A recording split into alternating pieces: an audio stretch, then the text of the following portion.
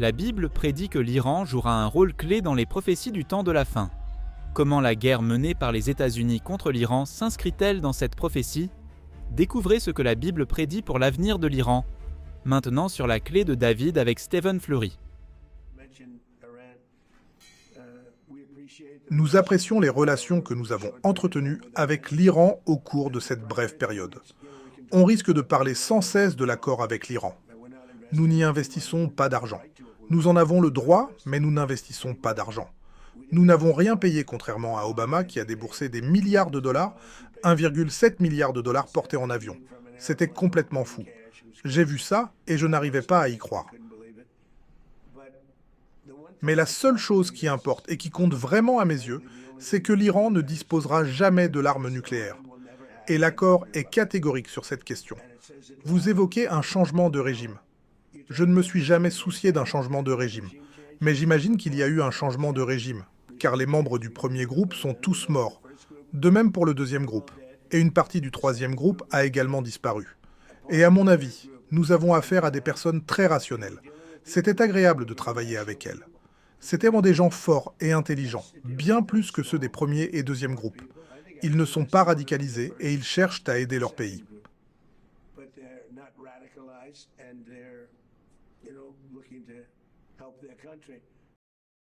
Et voilà, d'un seul coup, le premier État soutenant le terrorisme est désormais considérés comme rationnels. Ce sont des gens sympathiques avec qui il est facile de travailler. Ils ne sont pas du tout radicalisés. Est-ce vrai ? Quelles sont les preuves dont nous disposons qui permettent de penser que cela est vrai ? Est-ce vrai ou s'agit-il d'une énième bévue en matière de politique étrangère, à l'instar de l'accord sur le nucléaire conclu par Barack Obama avec l'Iran en 2016 ? Bonjour à tous et bienvenue sur la clé de David. Il y a beaucoup de sujets à aborder dans l'émission d'aujourd'hui. Ceux d'entre vous qui lisaient régulièrement la trompette se souviendront que lorsque le plan d'action globale conjoint a été rendu public en 2016, mon père l'avait qualifié de pire erreur en matière de politique étrangère de l'histoire des États-Unis. Et aujourd'hui, bon nombre d'analystes, y compris les conservateurs, affirment que l'accord conclu par le président Trump et plus récemment le protocole d'accord n'est qu'un nouveau PAGC. Il présente cela comme s'il s'agissait d'une avancée majeure, y compris en matière de changement de régime. Pour autant que je sache, ce sont toujours des islamistes radicaux.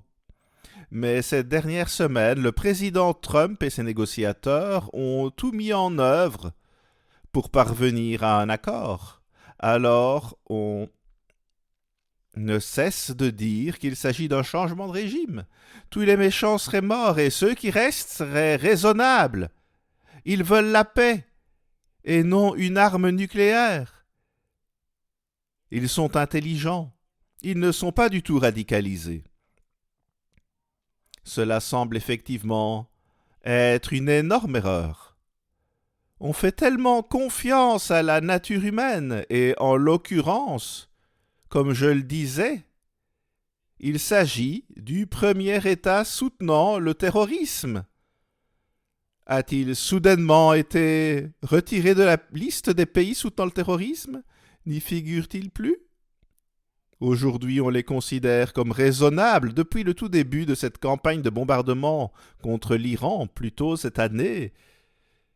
Si vous suivez l'administration Trump et ses porte-paroles, il est tout à fait évident que Trump cherchait une issue, un moyen de mettre fin à la guerre, d'éviter une hausse du prix du pétrole, de résorber les retards accumulés dans le détroit d'Ormuz et de se préparer aux élections de mi-mandat qui auront lieu aux États-Unis dans quelques mois.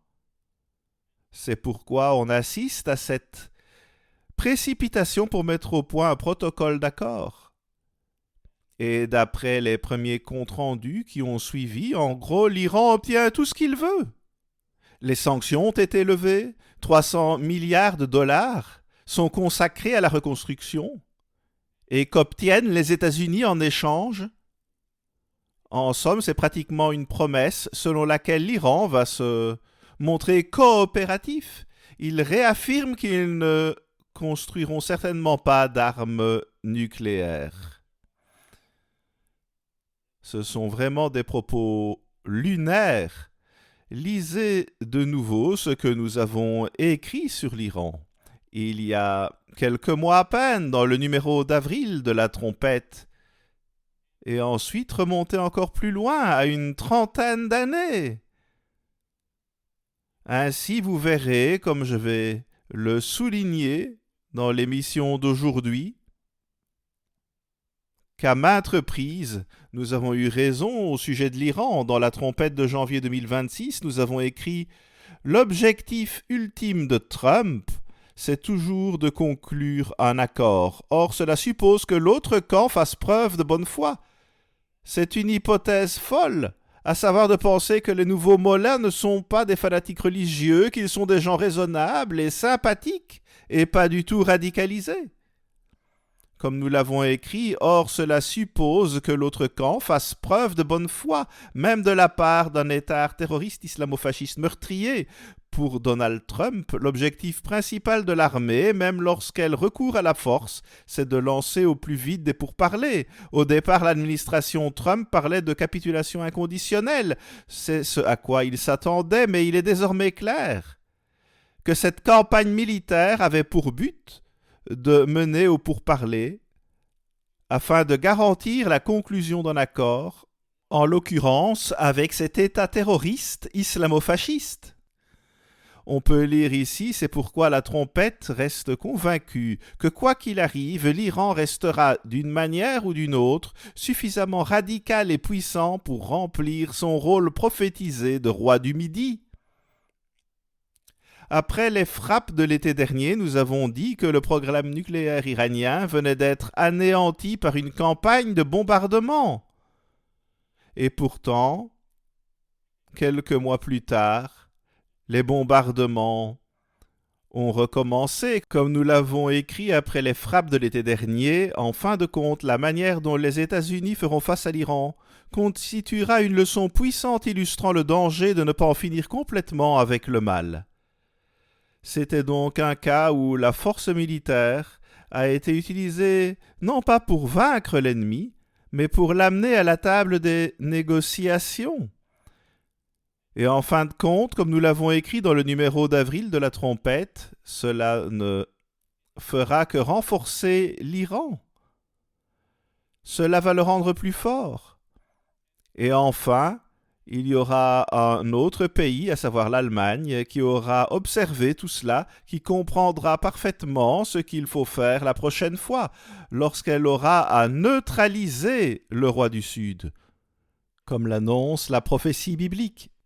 Voici quelques titres selon le New York Times. L'Iran entamera les pourparlers sur le nucléaire avec une confiance accrue. L'article précise, malgré les revers militaires essuyés pendant la guerre, Téhéran présente un récit de victoire à l'approche de négociations avec Washington. Il suffisait à l'Iran d'attendre que Washington perde patience. Il n'avait qu'à survivre pour gagner. Et c'est exactement ce qu'est ce protocole d'accord. C'est une bouée de sauvetage. C'est comme si on lançait une bouée de sauvetage aux mollahs et on les encourage au fur et à mesure en leur disant qu'ils ne sont pas du tout radicaux. Ils seraient des gens sympathiques, rationnels, ce serait un vrai plaisir de travailler avec eux. Dans le Washington Post, on peut lire l'accord qui se dessine met fin à une guerre coûteuse, mais laisse les dirigeants iraniens en place alors que l'avenir du pays en matière de nucléaire reste négociable. Or, l'avenir du nucléaire n'a même pas encore fait l'objet de négociations, cela fait suite au mémorandum et pourtant, il y a tout un battage médiatique autour de ce mémorandum, selon lequel il s'agirait d'un accord très solide, comme l'ont affirmé les analystes et l'administration Trump. L'accord est censé mener à la paix au Moyen-Orient.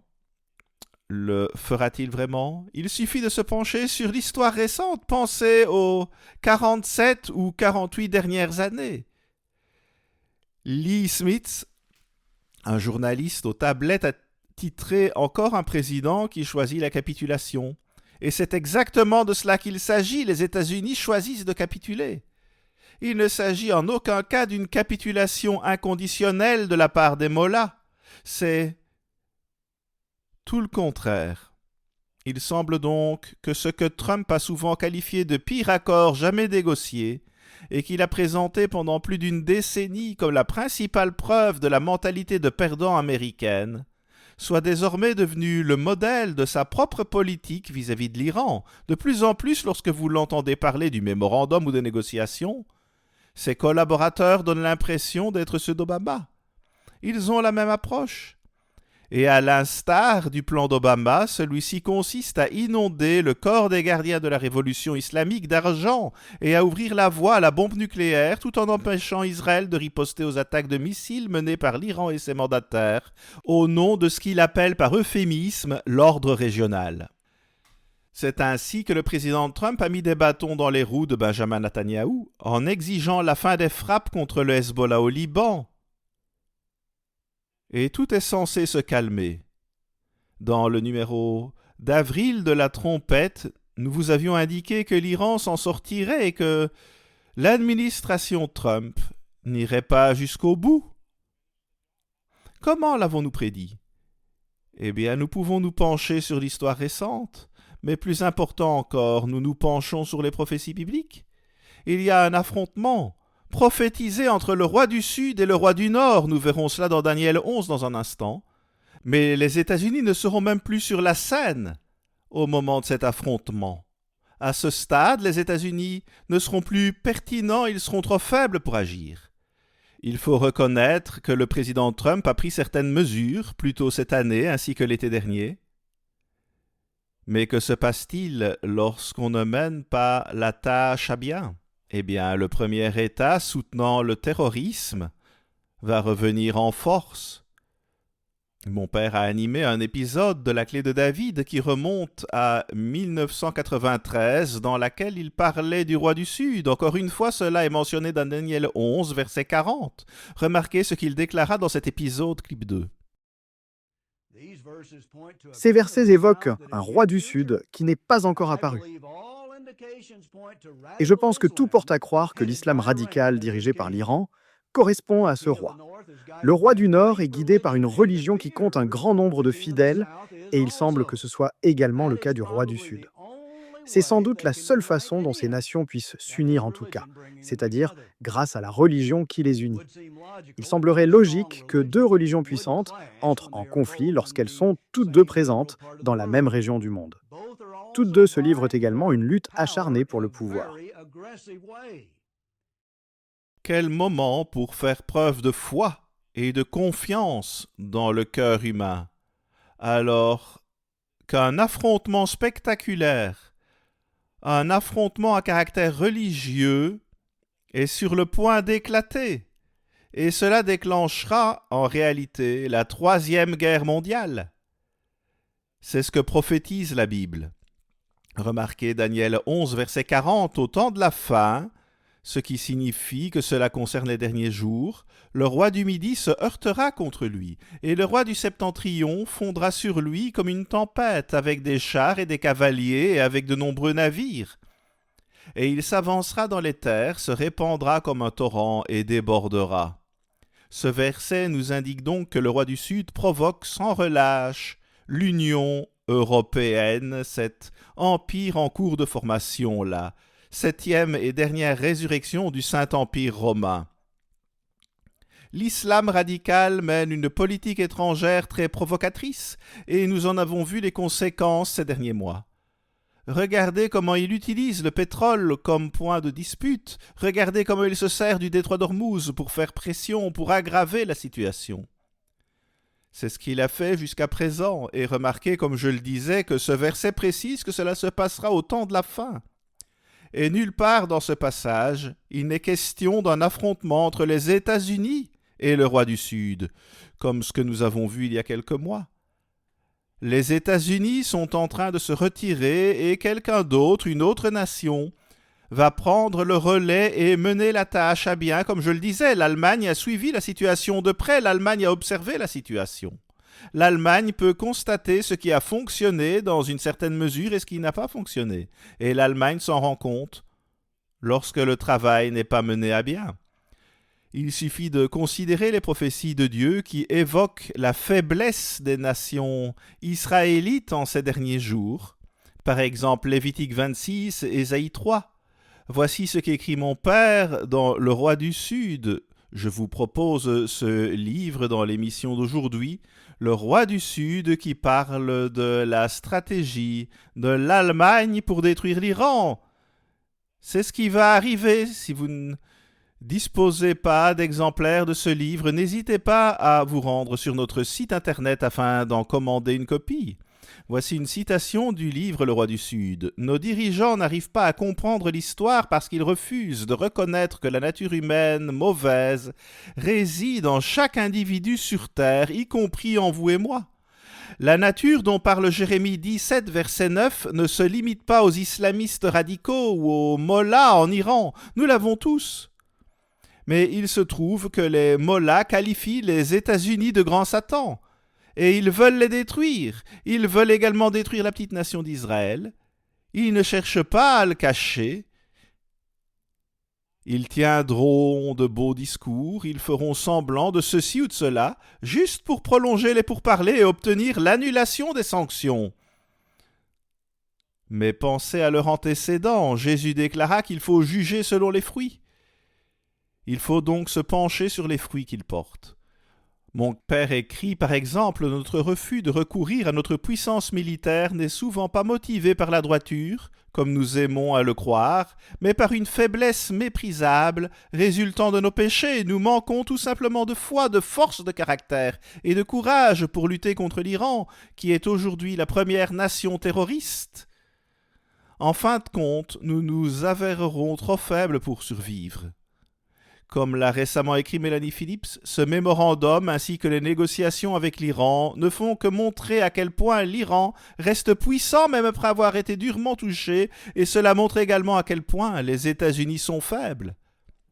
Pendant un instant, on aurait vraiment pu croire que l'administration Trump et les États-Unis étaient prêts à lutter contre cette force maléfique, mais ce n'était que pendant un instant, on considérait maintenant la confiance illimitée que Washington accorde au cœur humain, un cœur qui est trompeur par-dessus tout et désespérément méchant. C'est ce que dit Jérémie 17, et Romains 8, verset 7 nous dit qu'il est hostile à Dieu et à sa loi. L'apôtre Paul a écrit qu'il n'y a rien de bon dans l'homme.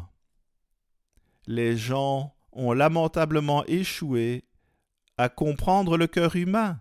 C'est justement lorsqu'on tient des pourparlers avec des fanatiques religieux que l'on a le plus besoin de comprendre le cœur humain. Lisez notre livre Le Roi du Sud, car il vous fera revenir sur ce que disait mon père en 1993. Il y a 33 ans, nous avions correctement identifié le Roi du Sud, c'est-à-dire un mouvement islamiste radical dirigé par l'Iran. Nous revenons tout de suite.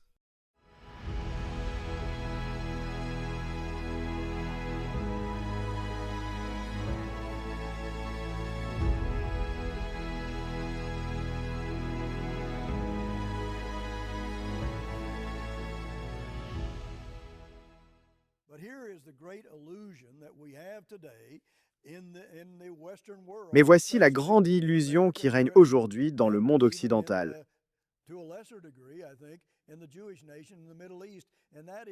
Surtout aux États-Unis, au Royaume-Uni, et dans une moindre mesure au sein de l'État hébreu, à savoir qu'il est possible de résoudre n'importe quel problème par voie diplomatique.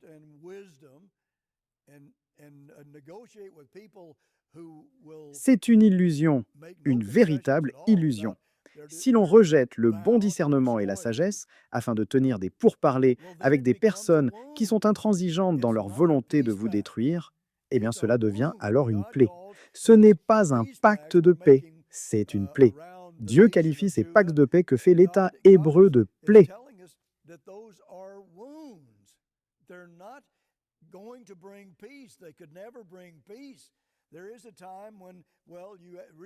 Ils ne vont pas ramener la paix. C'est impossible que cela apporte la paix. Il arrive un moment où, disons, il faut se rendre compte que les pourparlers ne sont pas suffisants pour résoudre le problème. Mais dans le cas où l'on continue les pourparlers, il s'agit alors d'une plaie, qu'il s'agisse des États-Unis, du Royaume-Uni ou de l'État hébreu. Ce sont des plaies mortelles.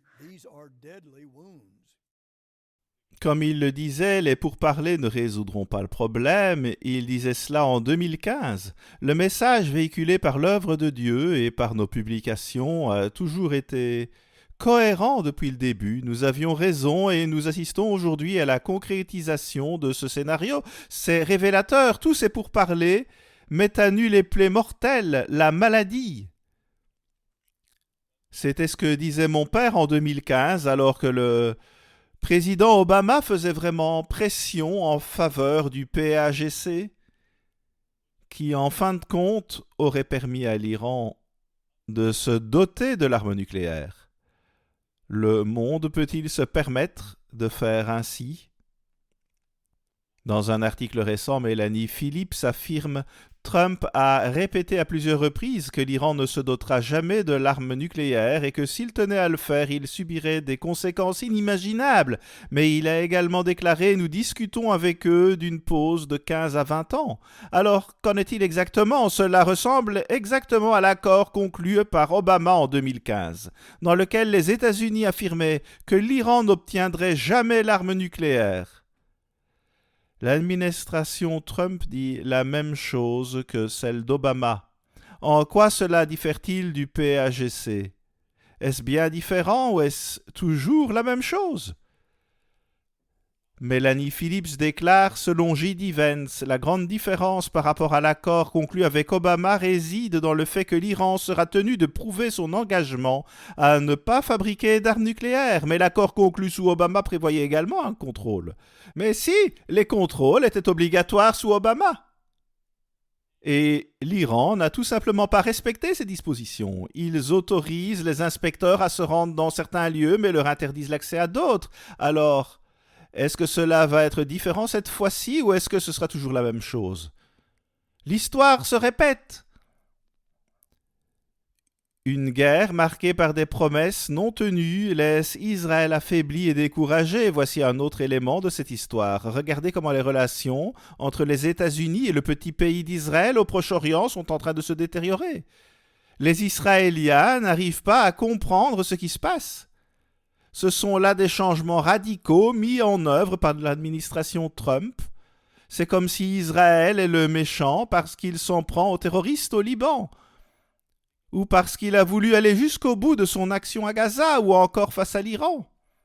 Le Télégraphe écrit alors que le président américain et une grande partie du monde se sont réjouis de l'accord, les Israéliens ont ressenti une certaine colère à l'idée que leur nation ait été contrainte d'accepter un accord qui laisse la tête de la pieuvre en place et empêche Tzal de mener des opérations contre les Hezbollah au Liban.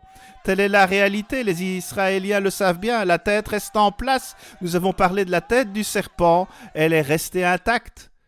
Alors que l'Iran promettait de relâcher son emprise sur le détroit d'Ormuz et l'économie mondiale dans son ensemble, la reprise des marchés boursiers mondiaux n'a fait qu'empirer les choses, confirmant implicitement la puissance de l'ennemi juré d'Israël. Tout à fait. L'Iran dispose toujours de pouvoir. Il dispose encore d'une certaine marge de manœuvre. Même après l'anéantissement de Samarine, il n'a cessé de semer le trouble dans le détroit. Remarquez Lévitique 26, verset 19, il s'agit ici des nations israélites du temps de la fin. « Je briserai l'orgueil de votre force, je rendrai votre ciel comme du fer et votre terre comme de l'airain. » Verset 20, « Votre force s'épuisera inutilement. » Les États-Unis ont dépensé beaucoup d'énergie cette année ainsi que l'été dernier. Et qu'est-ce qu'ils ont obtenu ? Un mémorandum. Un accord cadre conclu avec des personnes qui seraient raisonnables et non des islamistes radicaux. C'est le récit que certains s'efforcent de construire. Voici ce que nous avons écrit en 2001, quelques mois seulement après les attentats du 11 septembre. Notre message était cohérent à l'époque comme aujourd'hui, que ce soit sous Obama ou même à l'époque de George W. Bush. Les États-Unis ont-ils la volonté d'aller jusqu'au bout? Que se passera-t-il lorsque la guerre s'étendra de l'Afghanistan à d'autres gouvernements moins isolés et lorsque l'opinion publique mondiale commencera à se retourner contre les États-Unis? Que se passera-t-il si des soldats américains étaient tués ou si les attentats terroristes de représailles sur le sol américain s'intensifiaient? L'unanimité de l'opinion publique risquerait-elle de se fissurer? La peur s'intensifierait-elle alors que la volonté s'affaiblit? Les ennemis de l'Amérique le savent, il suffit de mener une guerre d'usure. C'est une guerre des volontés. Avec un peu de patience et en tenant bon, ils remporteront la victoire, en fin de compte. Pour approfondir les prophéties de Dieu concernant le roi du Sud et le roi du Nord, n'hésitez pas à commander dès aujourd'hui nos publications offertes et n'oubliez pas de vous abonner à notre revue La Trompette. C'est la revue que j'ai citée aujourd'hui. Qu'il s'agisse du numéro d'avril paru il y a quelques mois ou de celui datant de novembre 2001, vous constaterez à maintes reprises que nous avions raison, non pas parce que nous savons quelque chose de particulier, mais parce que la lumière des prophéties bibliques certaines éclaire ces événements mondiaux que nous voyons se dérouler. Nous touchons à la fin de l'émission d'aujourd'hui. Merci de l'avoir suivi et j'espère vous retrouver la semaine prochaine. Toutes nos publications sont disponibles sans frais et sans engagement de votre part. Pour demander les ouvrages offerts proposés sur l'émission d'aujourd'hui, rendez-vous sur latrompette.fr.